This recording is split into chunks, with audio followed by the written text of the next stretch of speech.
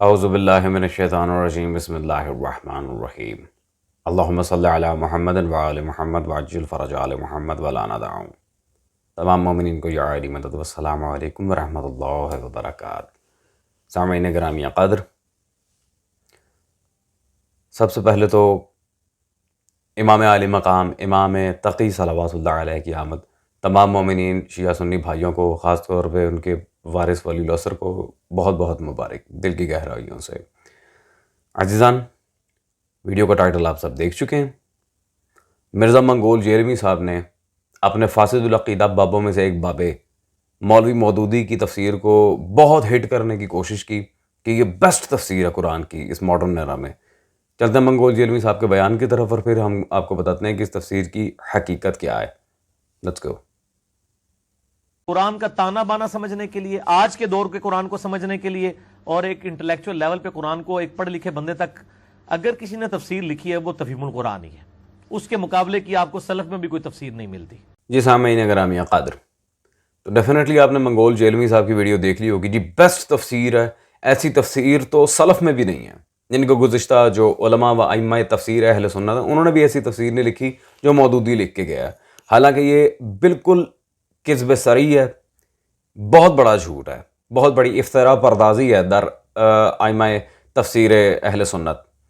میں ایک بات ہمیشہ سے واضح کرتا چلوں کہ میرا یہ ویڈیوز کو بنانا، ان کو ریکارڈ کرنا نواسب کے اگینسٹ اسی لیے ہوتا ہے تاکہ میں اپنے جتنے بھی یہ سنی برادران ہیں، سنی مائیں بہنیں، ان تک حق تو پہنچاؤں کہ آیا یہ آپ لوگوں کو کس طرح سے پاگل بناتے آ رہے ہیں۔ ہاں، اور ایک بات ہمیشہ میں سب سے زیادہ اس پہ زور دیتا ہوں کہ حوالہ جات پراپرلی آپ تک پہنچیں تاکہ جب آپ ان کتابوں کو خریدیں تو اس میں ایسا کوئی مشکل درپیش نہ ہو۔ چلتے ہیں دلائل کی طرف۔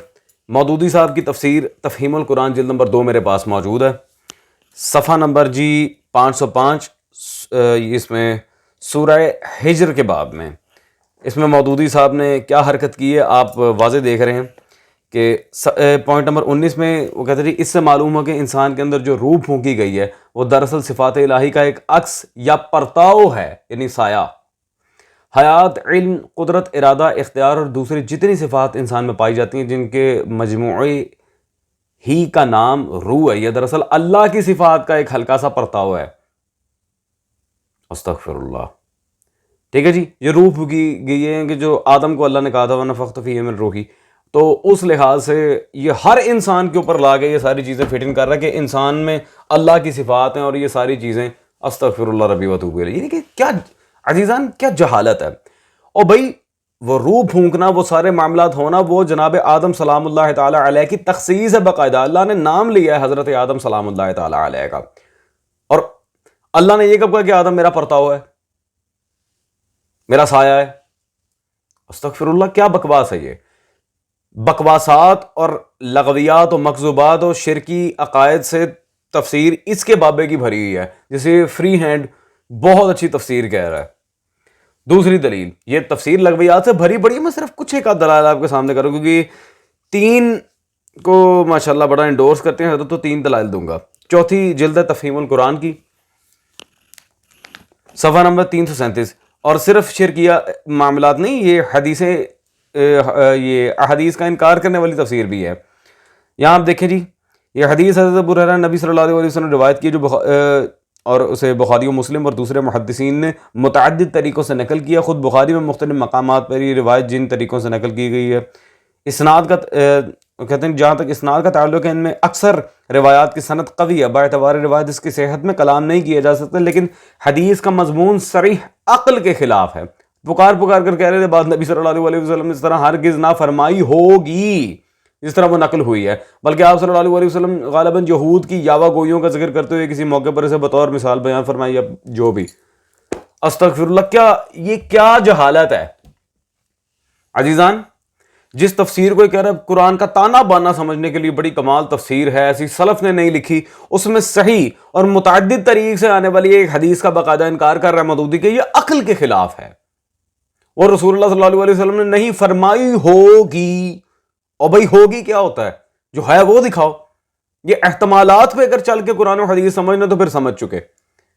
اذا جاء الاحتمال فبطل الاستدلال، جب احتمال آتا ہے دلیل باطل بڑی معذرت، مرزا منگول جیلمی صاحب کو ان اصطلاحات کا کیا پتا، کیا پدی کا شوربہ. تو یہ ہے جی اس کی بیسٹ تفسیر، جس میں انکار حدیث بھی ہے اور جی شرکی عقائد بھی ہیں، انبیاء کی بجائے دوسرے انسانوں پہ ہر طرح کی فضیلت کو قیاس کرنا بھی ہے، وَأَيْضًا رسول اللہ صلی اللہ علیہ وسلم کے لحاظ سے انتہائی گھٹیا بات. یہ آخری جلد نمبر 6 تفہیم القرآن، صفحہ نمبر 547 پہ عجیب گھٹیا قسم کی اس نے یہ عبارت لکھی ہے تفسیر کرتے. اسلام کی دعوت شروع ہوتے ہی ایسا محسوس ہونے لگا تھا کہ رسول صلی اللہ علیہ وسلم نے گویا بھیڑوں کے چھتے میں ہاتھ ڈال دیا ہے. جو آپ صلی اللہ علیہ وسلم کی دعوت پھیلتی گئی، کفار قریش کی مخالفت بھی شدید ہوتی چلے گی. نعوذ باللہ من ذالک، بھیڑوں کے چھتے میں ہاتھ ڈال دیا ہے. یہ کوئی کرنے والی بات ہے آقا صلی اللہ علیہ وسلم کے بارے میں؟ اگر بفرض محال اس طرح کا کوئی محاورہ ہو بھی تو آقا صلی اللہ علیہ وسلم کے لحاظ سے اسے استعمال کرتے ہوئے شرم نہیں آئی اس طرح کی بات کرتے ہوئے؟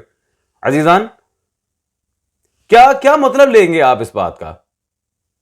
پونڈوں کے چھتے میں ہاتھ ڈال دیے. کوئی غیر مسلم پڑھے گا وہ کہے گا تمہارے مصطفیٰ نے معاذ اللہ، جو محاوروں کو نہیں سمجھتے، پونڈوں کے چھتے میں ہاتھ ڈال دیا تھا. کیا بکواس ہے یہ. تو یہ ہے جی اس کی بیسٹ تفسیر کی اوقات. دیٹس آل عزیزان.